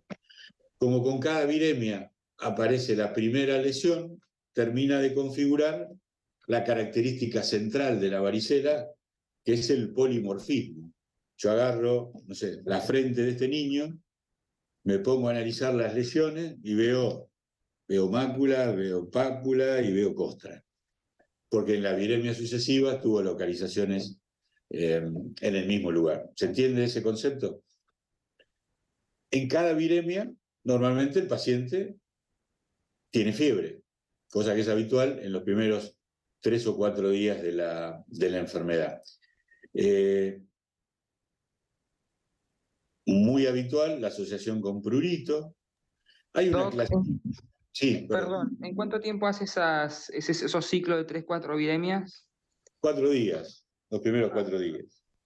Sí, ya después, más allá del cuarto día, el niño no tiene fiebre, por eso en general, ojo, cuando pasan más de 4 días el paciente sigue haciendo fiebre, y cambia 100% el estado del niño, ¿no? O sea, yo les decía que hay varicelas de distinta intensidad, e incluso hay clasificaciones, hay gente que se ha puesto a contar la cantidad de lesiones, y bueno, a más viremia, más lesiones, más prurito y más posibilidad de complicaciones.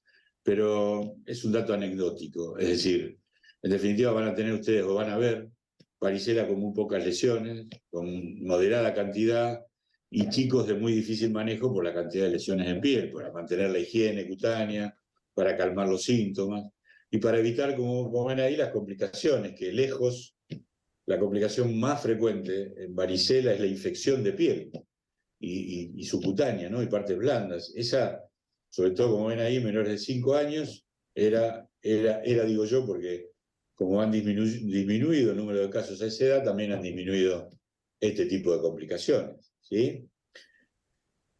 Hay, como ven ahí, otras complicaciones. La verdad que la indicación de la varicela, de la vacuna, fue una gran indicación, ¿no? Es algo que, sobre todo relacionado con que últimamente se estuvieron viendo, a partir de las lesiones de piel, infecciones realmente graves de piel, fascitis infecciosas muy severas, niños con con focos extendidos, internaciones en UTI. La verdad que la indicación, yo creo que un gran impacto han tenido dos vacunas, bueno, todas las vacunas, pero dos vacunas que han cambiado mucha incidencia de patologías, como fueron la vacuna de la hepatitis A y la vacuna de la varicela, eso sin duda. Bueno, ahí como ven otras complicaciones. Fíjense que a mayor edad, complicaciones más graves. En el grupo estamos hablando de encefalitis, estamos hablando de neumonía, que son realmente de difícil manejo.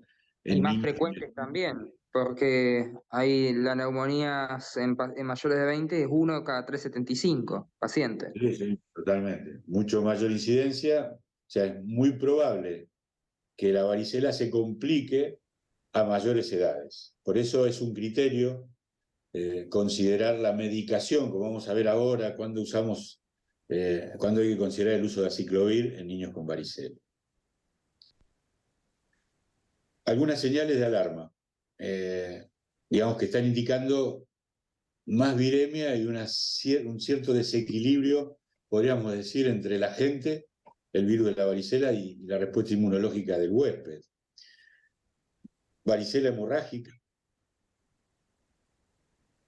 La varicela hemorrágica, el monomorfismo lesional. Esto sería una señal de cuidado. La reaparición de fiebre pasado esa etapa de 4 días a la que hacíamos referencia. La complicación de la infección, o sea, siempre ojo con la infección, porque digamos en un paciente con varicela tiene altas probabilidades de responder mal al tratamiento o de hacer una enfermedad infecciosa evolutiva. El segundo caso familiar. Yo en este tema digo, tengan presente que cuando había muchos susceptibles, y los niños no se vacunaban, uno veía que el primer niño que se enfermaba tenía menos lesiones que el segundo hijo que se enfermaba y que el tercero que se enfermaba. O sea, el que se enfermaba último tenía, no sé, 1000 lesiones, mucho más que el primero y mucho más sintomático, con más riesgo de infección y demás. Ya digo, esto cambió claramente. Seguimos atentos a aquellos casos que tengamos en relación a estos síntomas de alarma, pero la realidad es que esta situación ya no se da más, podemos tener susceptibles una familia porque justo no recibió, porque no se lo administró de forma voluntaria o no se incluyó la edad del niño en el esquema de vacunación todavía, pero la realidad es que no tenemos todas las familias susceptibles con esta secuencia, ¿no? Algunas otras señales de alarma, obviamente la varicela... Profe, Sí, una consulta, ¿qué es monomorfismo lesional? todas ampollas. Claro, todo una misma... Todas máculas, claro. Eso estaría hablando de una respuesta del huésped comprometida, inmunológica. Una enfermedad que tenía monomorfismo era la viruela. La viruela, no sé, busquen por ahí alguna foto, van a encontrar. Era pura ampollas. Y bueno, por suerte no. Yo nunca atendí en la viruela, nunca vi, pero digo, eso es monomorfismo. Todas las lesiones en la misma etapa. Como que ahí no hay respuesta inmunológica, entonces el paciente no hace esa progresión. Fíjense que la vesícula que por ahí hace pústula es porque tiene una respuesta de neutrófilos y enseguida se rompe y se hace costra. Esto habla de la respuesta inmunológica del niño. Bien, gracias. No, por favor, la varicela en el inmunocomprometido es una gravísima.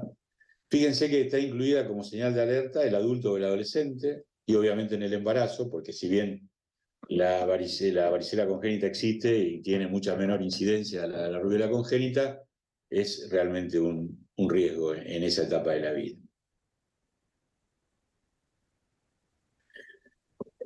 Bien, tenemos un caso de varicela, lo aislamos.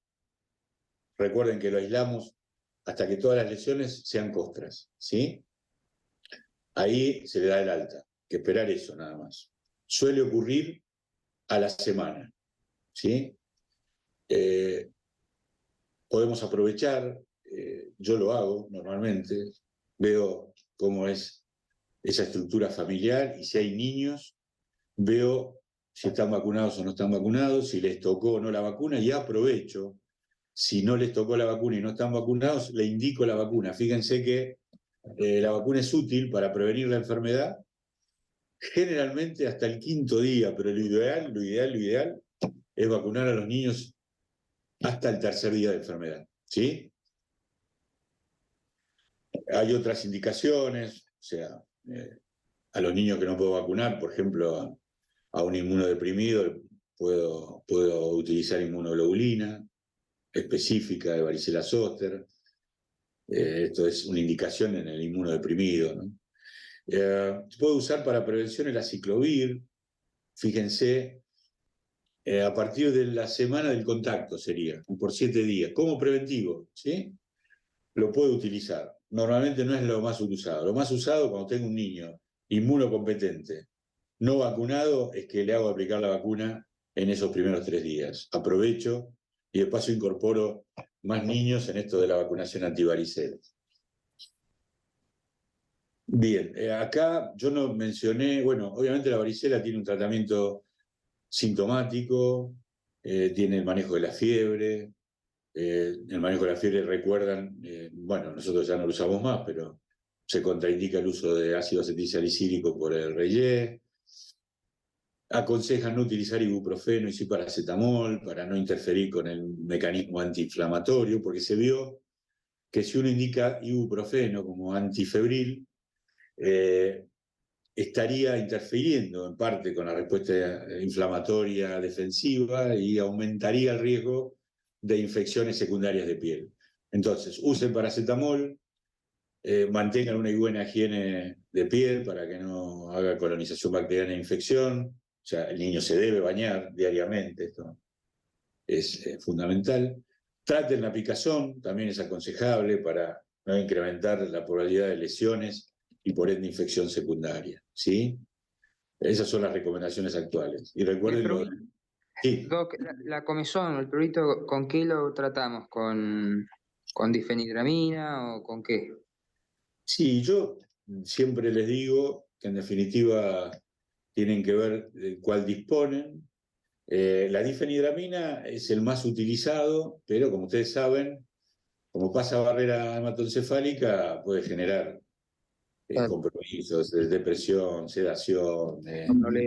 La realidad es que se aconsejan los de segunda y tercera generación. Ahí tienen la fexofenadina, tienen la desloratadina y loratadina. O sea, por eso digo que depende de la disponibilidad. En mi hospital tengo que usar difenidramina. No he tenido problemas, pero siempre con recomendaciones de cuidado, que manejen bien la dosis, que no lo dejen al alcance de los niños, porque la verdad que es muy apetecible y no son raras las intoxicaciones. Sí, preferentemente cefalosporinas de segunda y de tercera, pero ustedes tienen que en realidad ver lo que tienen como disponibilidad y bueno, obviamente si le pueden recetar al paciente, utilizarlas de segunda y de tercera. Profe, una pregunta. ¿Hasta qué edad vacunamos a un chico? Digamos que se contagia y no está vacunado. ¿Hasta qué edad? Normalmente, si no tiene vacuna, se puede vacunar en cualquier momento, a cualquier edad. Lo que sí sucede, la vacuna es un poco cuestionada en el grupo de mayor edad. O sea, si yo tengo un adulto susceptible, yo le pregunto a un adolescente o adulto si tuvo varicela alguna vez y me dice que no.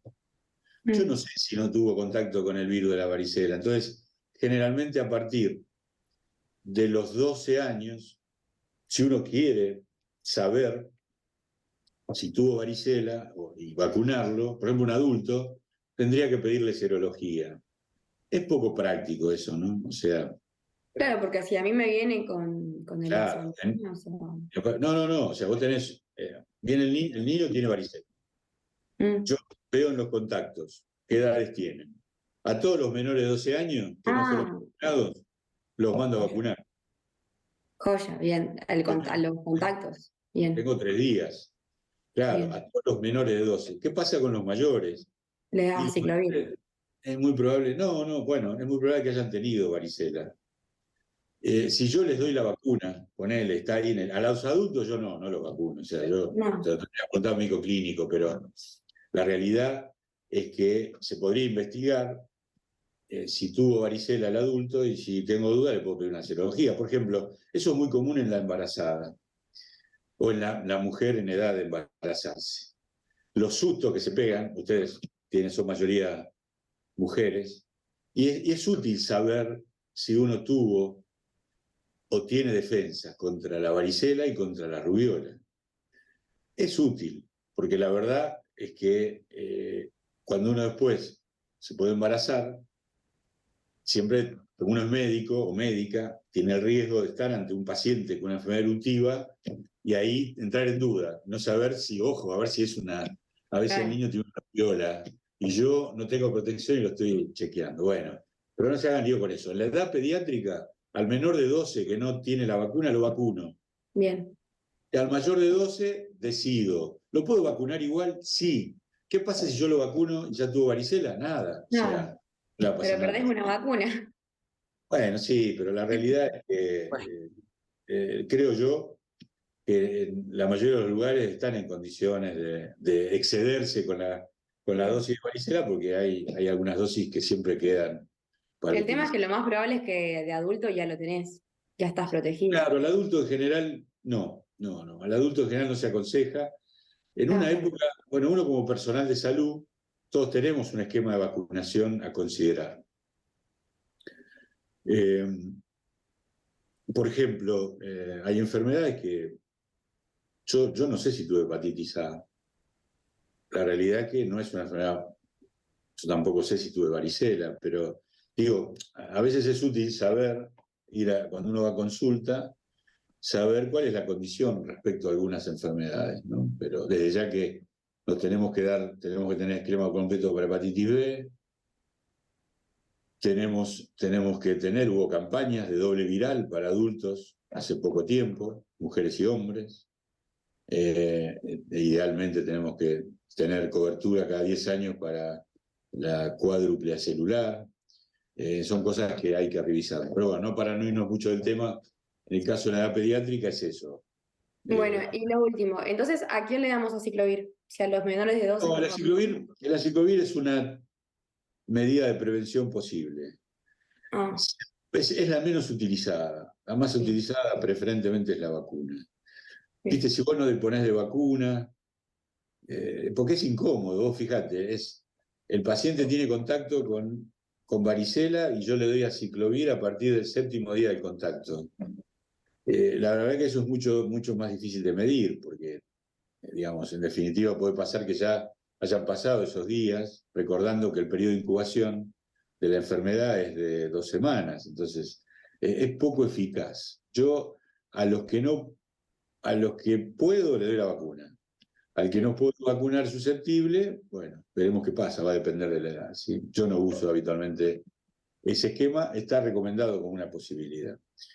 Yo creo que ahí, digamos, a considerar población especial, ¿viste?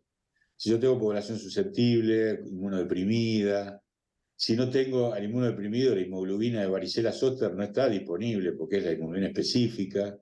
Entonces, en esos casos sí podría utilizar el aciclovir en pacientes de muy alto riesgo, como es un inmunodeprimido. Yo no sé qué le habrán dicho, pregunten, porque no hay ninguna indicación para darle aciclovir a un niño con varicela menor de 12 años que sea inmunocompetente. Digo esto porque me han preguntado o he visto colegas que medican a todas las varicelas con aciclovir. No está para nada demostrado ni indicado que no tenga que hacer eso, ¿sí? No se hagan lío con eso. Gracias. No, por favor. De enterovirus quiero que revisemos. Enterovirus es un grupo muy amplio de enfermedades exantemáticas.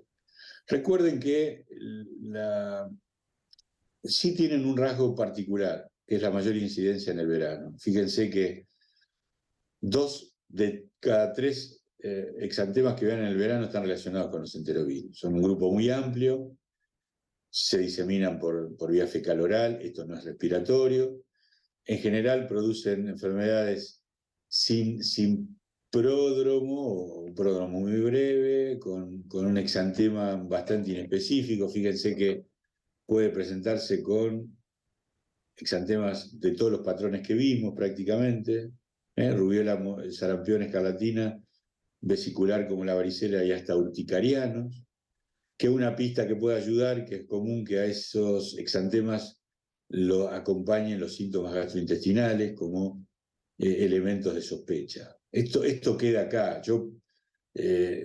Fíjense, acá tenemos dos cuadros exantemáticos, uno se parece por la confluencia al exantema morbiliforme, otro que vemos acá mucho más parecido por los espacios de piel sana al de la rubiola, ¿sí?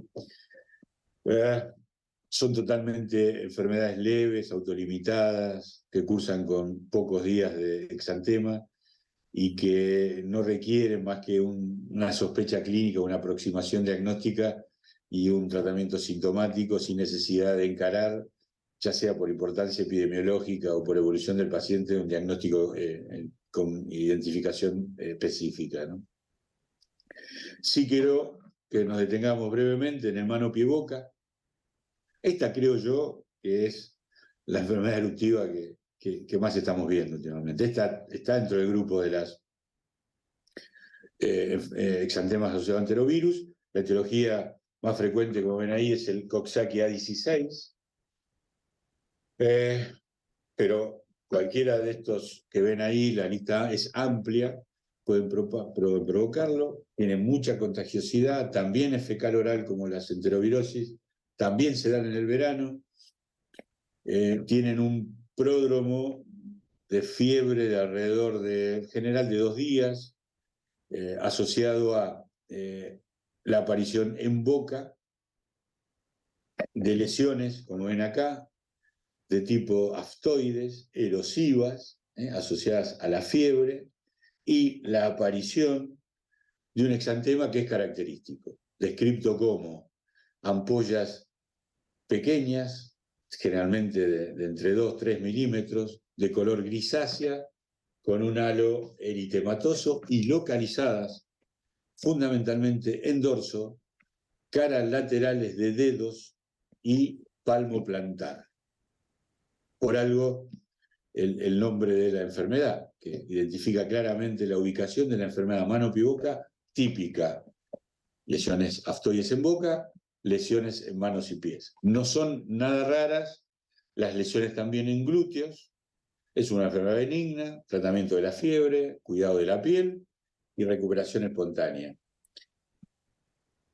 Acá vemos las En lesiones. ese caso, es necesario, por ejemplo, si el niño está escolarizado, que no asista al jardín maternal o algo de eso. Sí, sí. Aislamiento del niño porque es muy contagiosa la enfermedad.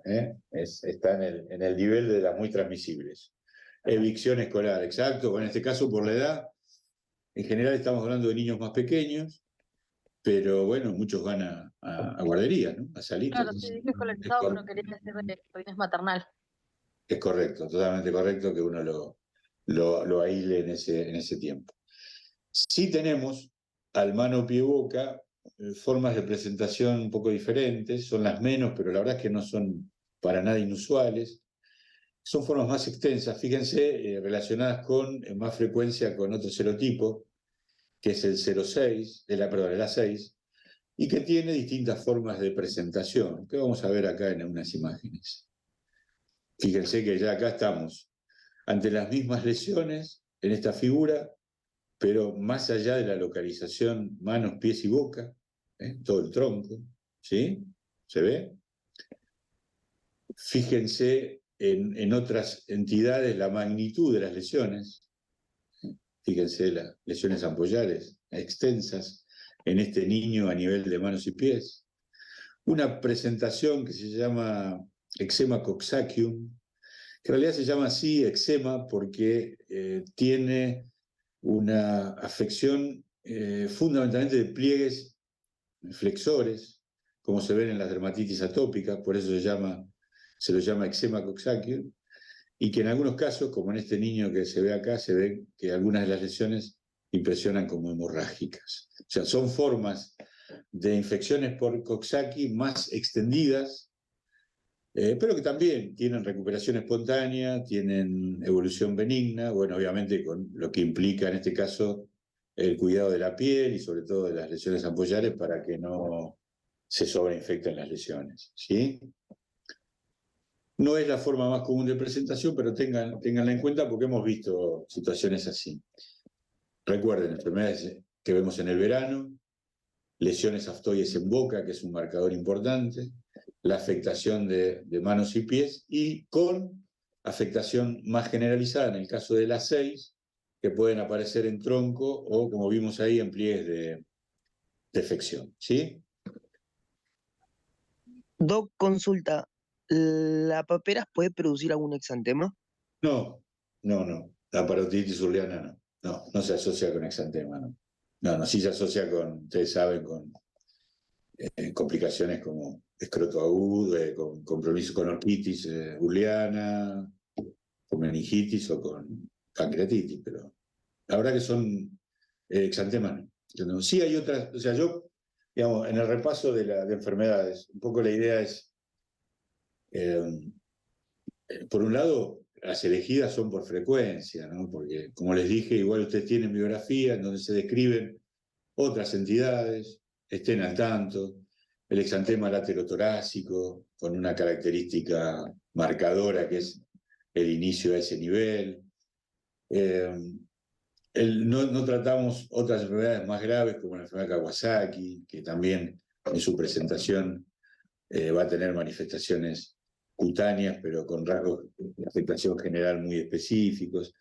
Digamos, tomando en la selección aquellas que tenemos más probabilidad de ver en un consultorio cotidiano y obviamente con la idea de ir incorporando con la experiencia las otras. Y también sirven, yo digo hoy, por ahí cuando vemos algunas formas de exantemas inespecíficos, recordar que estamos viendo enfermedades donde el exantema es un elemento más, donde todos los demás elementos que dijimos al principio que tenemos que recabar nos van a ayudar a acercarnos a un diagnóstico, descartando estas enfermedades que ya conocemos y obviamente orientándonos también desde el conocimiento de las más frecuentes, ¿no? Me pasó que en la práctica cotidiana, por ejemplo, es muy común ver un niño que la madre consulta por un cuadro de erupción generalizada, con prurito y sin nada más que eso, sin cronología, sin fiebre, sin triple catarro, sin esos 3 días de fiebre previos. O sea, en parte el conocimiento de la cronología habitual de todas estas enfermedades también me va a permitir a mí descartarlas y pensar en otras causas. Por ejemplo, los exantemas alérgicos, las dermatitis alérgicas, que son entidades muy puntuales y que la ausencia de estos otros parámetros a los cuales hacía referencia me permite aproximarme al diagnóstico final. Si hay alguna enfermedad que les puedo sugerir que lean más allá de la presentación o que estén al tanto de sus características, es la enfermedad de Kawasaki. Es una buena oportunidad los cambios de piel que la enfermedad de Kawasaki tiene para incorporarla en estos de los conocimientos. Recuerden que el Kawasaki tiene criterios bien definidos, criterios que debemos medir, con un criterio mayor que es la fiebre de más de 6 días.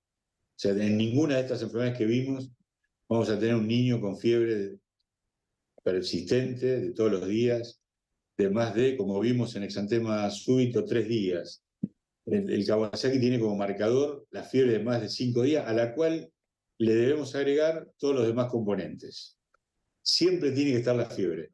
Si no está la fiebre, no vamos a diagnosticar ningún Kawasaki típico. Pero bueno, como sugerencia, véanlo. Bueno, si quieren yo puedo incorporarles un poco de información, pero en el artículo de EducaSAP está incluido el Kawasaki como el diagnóstico diferencial, así que ahí van a tener información si les interesa. Creo que llegamos al final. Bueno, hay algunas conclusiones que obviamente en la práctica cotidiana van a estar ante situaciones así. Siempre este grupo de infecciosas son son las más frecuentes. Recuerden los patrones que les van a poder ayudar puntualmente en aproximarse a algunas de estas enfermedades, pero incorporen a los patrones todos los demás elementos que estuvimos viendo. Y es verdad que estamos hablando en general de procesos que se resuelven solos. En algunos vamos a tener que intervenir, como vimos en escarlatina, en relación a la medicación, como vimos en varicela.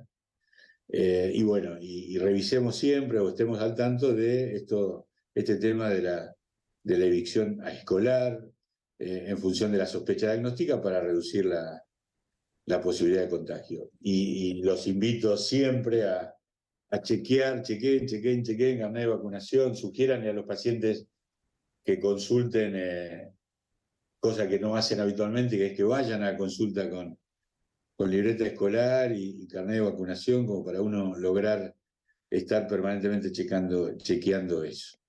Y otro consejo, mucha atención siempre es muy frecuente que en las enfermedades virales comunes o las enfermedades de las que vamos a hablar la semana que viene, los pacientes atrasen calendarios de vacunación.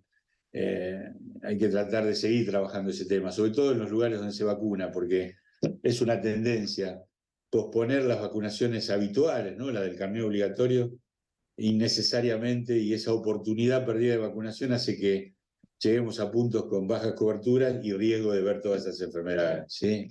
Eso me parece un buen mensaje final.